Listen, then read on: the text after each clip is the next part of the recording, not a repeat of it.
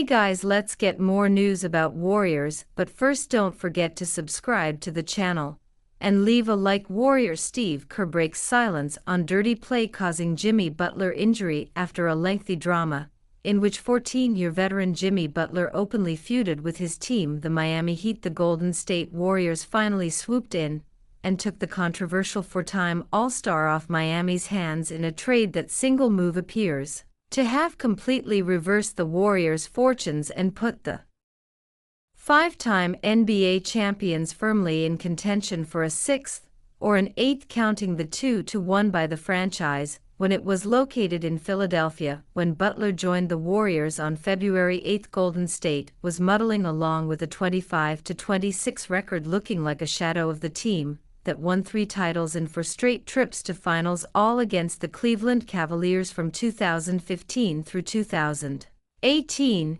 and another in 2022 defeating the Boston Celtics. The addition of Butler changed everything, starting with his first game, in which they defeated the Chicago Bulls 132-111, with Butler pouring in 25 points. The Warriors won 23 of their last 31 games to capture the number 7 seed in the Western Conference. That meant they had to win a play-in game against the number 8 seed Memphis Grizzlies, which they did by a 121-116 score in the opener of their first-round series against the Houston Rockets. Golden State won again, but in Game 2 on Wednesday, whatever championship visions they may have entertained came crashing down, with Butler, who fell hard to the floor late in the first quarter of what turned out to be a 109-94 loss for the Warriors. Butler suffered a painful pelvic contusion and was ruled out of the game. When he will return to action remains unclear. The play that caused Butler's injury started when the Rockets' young star Ian Thompson collided with Butler in midair as the two players contested a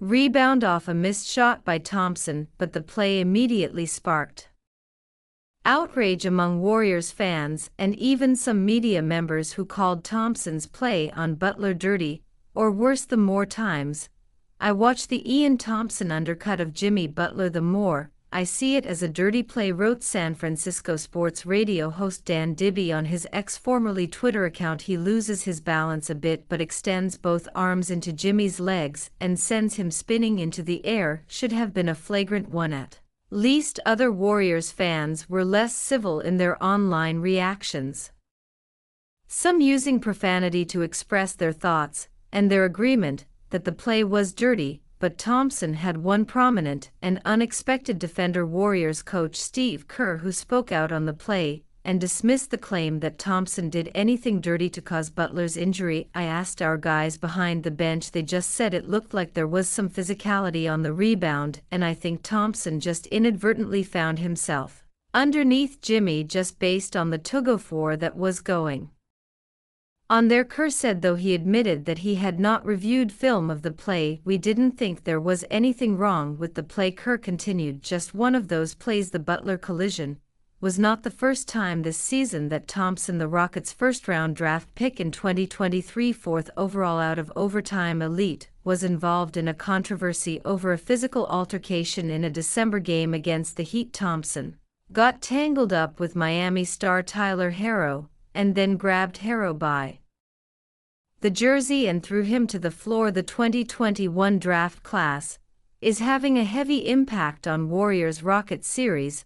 We're watching something akin to basketball poetry unfold in this Warriors-Rockets series. The contrasting development paths of their 2021 draft selections have become the unexpected subplot stealing the show, especially with Jimmy Butler's injury potentially shifting the spotlight directly onto Jonathan Kuminga. When the Warriors landed the 7th and 14th picks in 2021, they weren't in rebuild mode, they were in reload the dynasty mode. 3 Larry O'Brien trophies already in the case, Steph Curry still cooking, Draymond Green still directing traffic, Klay Thompson working his way back. Golden State grabbed Jonathan Kuminga at number 7 and Moses Moody at number 14, 2 athletes with undeniable physical tools, but question marks about their immediate fit in the Warriors' professor-level motion offense. Kuminga, Ferrari engine without a chassis, raw explosive athleticism that needed Refinement Moody the more polished 3-and-D prospect with less spectacular athleticism,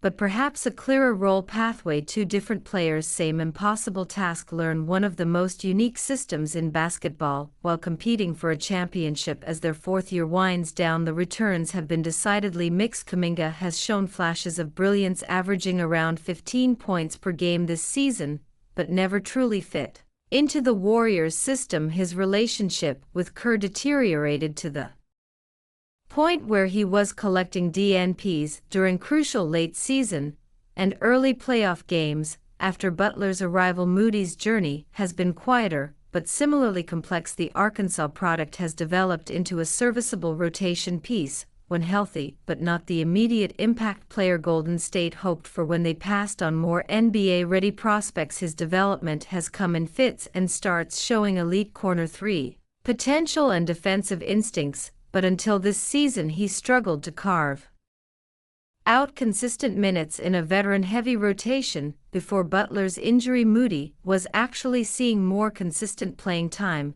than Kuminga, logging 28 minutes as a starter in Game 2 with 7 points on 2 of 5 shooting, including a 1-for-4 mark from 3. Moody started 34 games with the Dubs this season, cementing himself as a valuable piece to the rotation. Moody has generally been willing to accept his role as a complementary player, spacing the floor, playing solid defense, and not trying to force his natural game into the Warriors system. Meanwhile, down in hometown, the Rockets were playing an entirely different game, fresh off trading James Harden and hitting rock bottom with a 17-55 record. Expectations couldn't have been lower. The Rockets weren't worried about championship windows, they were focused on foundation building when they drafted Jalen Green at number 2 and traded for number 16 Alperen Sengun. They essentially handed these rookies the keys to the franchise and said, "Go figure it out, we'll be here when you crash."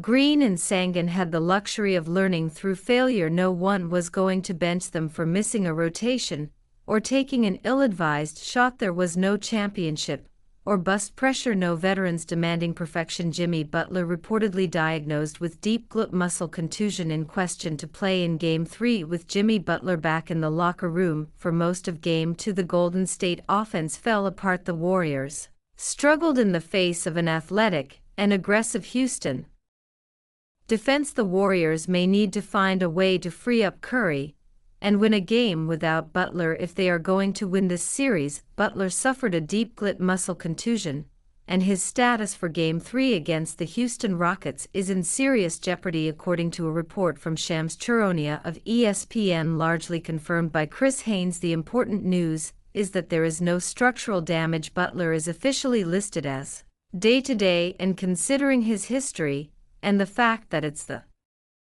playoffs, his playing would not be a shock. If he does play, he could be limited. Butler was injured in the first quarter of Game 2 when Ian Thompson missed a shot. Jimmy Butler went up for the rebound. Thompson tried to push through to get the offensive rebound, got tangled up with Steven Adams, fell forward, and took out Butler's legs. Warriors coach Steve Kerr said after the game, "It was not a malicious act, just unlucky. If Butler is out, it hurts the Warriors on both ends of the floor.